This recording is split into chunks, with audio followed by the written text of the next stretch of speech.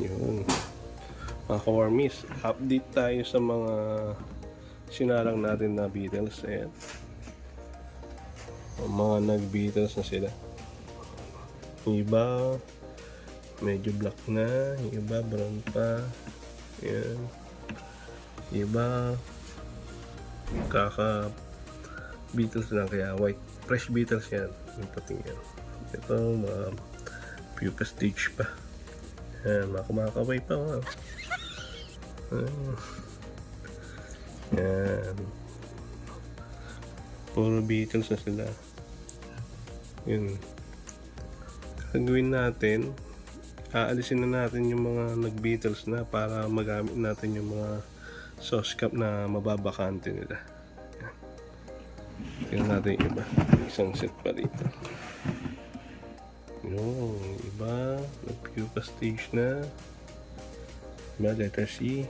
Ayan. Mga nahulit ang mga to. Kaya nililipat namin sa taas yung mga nahulit. Pero nasa baba, pupa to Beatles stage na. Ayan. Ayan, meron dito. Mga nag-Beatles na rin. Ayan. C stage, pupa stage. Dito check natin dito sa Yakult na ginawa natin kung anong stage na sila. Lipat na natin ito. So, check natin. Yun, may mga nag-pupa na rin. Umabol sila guys. May pupa stage na. Kita niyo ba guys? Pupa stage na. Letter C stage. Ito kasi is na-late ng 1 week to eh. Mga 5 to 1 week na-late sila. Yan. Check natin sa ilalim. Ayan, may mga nag-pupa na rin guys. Letter C. Ayan, pupa stage na rin. Yung mga casualties pa rin tayo guys. Hindi maiwasan yun. May dalawa rito. Tatanggalin natin yan guys. Kailangan isa lang sila sa isang lalagyan. Kasi hindi pwedeng na-istorbo sila. Kaya tanggalin natin yan. Asan na ba siya? Hindi kaya pwede dyan dalawa. Dapat isa lang. Asan na ba? Mamaya natin hanapin. Pakita ko lang sa inyo yung mga stage nila. Yan. And casualties, hindi maiwasan. Yan guys.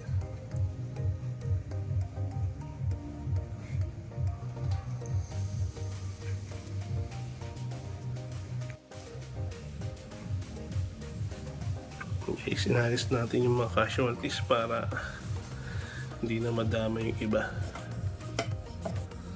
Yan. Kasi tsaka mabaho rin pag di mo tinanggal. Nasa kwartos ito kaya kailangan malinis tayo. Kaya para maganda rin yung quality ng mga Beatles natin. Alisin natin yung mga casualties. Yun, isa rin. Ito. Ayan. Ganda natin. Para hindi sila gumuho. Yun. May isa pa rito. Ayan. Hindi naka-survive along the process. Yun. Guys, natanggalan natin yung mga casualties. Kaya iba diretso na to sa pagka-pupa at pagbibitos nila. Sa batch na to guys, wala pa nagbibitos kasi nalito ng 1 week. Yan. Kaya sa Orocan, may mga nagbita sa ron. Ahid kasi yan.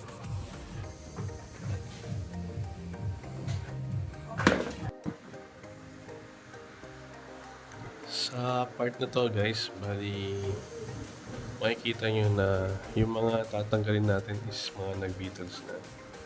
Yan. brown pa siya, bali kaka-turn brown pa lang niya from fresh beetle. Pero dapat is dark na siya para maging adult beetle na siya. So ayan, lalagyan natin sila sa isang lalagyan. Bali, pagsasama-samahin natin yung mga beetles na to, and then i-separate natin yung mga nag-pupa. Bali, yung mga natanggal na ng mga sauce cap, gagamitin uli natin yan para mapunan yung mga kulang pa natin ng mga beetles. Kung mapapansin nyo guys, bali hindi sila sabay-sabay nag-pupa, na normal talaga yun sa mga nagbi-breed or nag-isolate. Talagang hindi sila sabay-sabay. Yung iba nauna mag-beetles, yung iba pupa pa lang, yung iba nasa C-shape, yung iba hindi pa nag-turn to C-shape. Kasi minsan nagbabalat yung mga worms, and then pag nagbalat yung worms, ang tendency kinakain uli nila. Kaya ayun, nakasurvive pa sila, kaya hindi sila nagta-turn into pupa stage. Kaya ang ginagawa ng ibang breeder, pag nakita nilang in-isolate nilang worm is nagbalat, tinatanggal yung balat para ma-push yung mga worms na mag-evolve na into pupa. Kasi yun yung survival kasi nila, na kailangan nila mabuhay, kaya nag-turn into pupa sila. Kailangan nila kasing mabuhay. Kaya kung along the process may kinakain pa sila, hindi sila mag-turn into pupa dahil may mga kakainin or may mga water source pa sila. Kaya natin sila ina-isolate para ma-push sila or ma-force na mag-pupa. Kasi wala silang pagkain or water source. Bali guys, pinas forward ko na lang dahil medyo marami yung tatanggalin natin beetles sa mga sauce cup. Disclaimer lang mga kawarmies, ito is based sa experience ko as a breeder. Bali, sa mga breeder kasi iba-iba yung na-experience nila. At iba-iba rin yung process, at iba-iba rin yung mga factor ng mga dapat isaalang-alang sa pagbibreed ng superworms. Halos isang buwan ang process from superworm jumbo into darkling adult beetle na breeder. Guys, ito yung mga natira sa mga nag-pupa. Yung kabash ito, mga nag-beetles na. Ito, mga 200 pieces to. Mga 10% pa lang to. Siguro 200 pieces lang to mga to. Kailangan natin ng 2,000 pieces na beetles. Ito yung mga natapos natin. Pwede itong lagyan ulit ng mga jumbo worms para mapag-plus ulit tayo ng bagong breeders. Yan.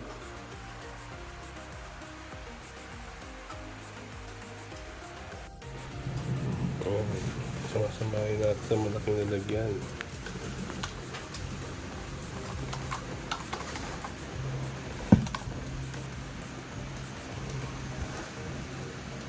Bagong breeders natin guys.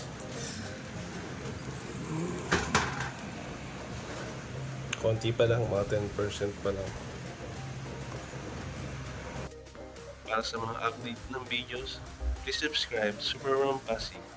Maraming salamat mga ka-worms sa pagsuporta. Sa susunod na mga videos, ang second batch ng pag-harvest natin ng mga beetles at pag-aayos ng mga beddings nila. Till next videos mga ka-wormies.